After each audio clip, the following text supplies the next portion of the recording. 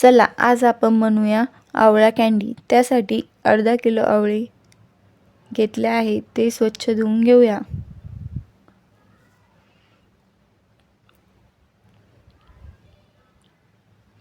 आवळे स्वच्छ धुवून झाले आहे, ते एका चाळणीमध्ये घालूया।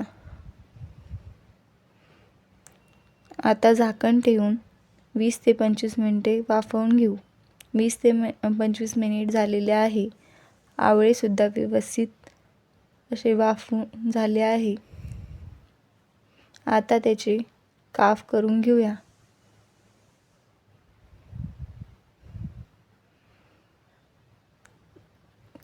आवळ्याचे केलेले काप मिक्सरच्या भांड्यामध्ये घालून पाणी न घालता बारीक अशी पेस्ट करून घेऊ। बारीक पेस्ट करून झाली आहे। कढईमध्ये 2 चमचे तेल हलकेसे तापल्यानंतर मिक्सरला बारीक झालेली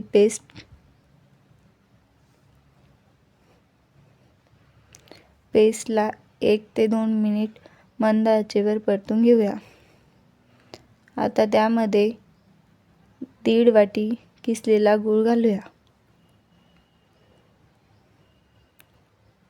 गूळ वितळेपर्यंत छान असे परतून घेऊ।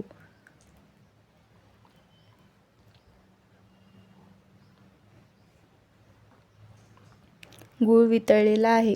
आता त्यामध्ये 1 चमचा लाल तिखट, अर्धा चमचा काळे मीठ, पाव चमचा साधे मीठ घालून व्यवस्थित मिक्स करून घेऊ।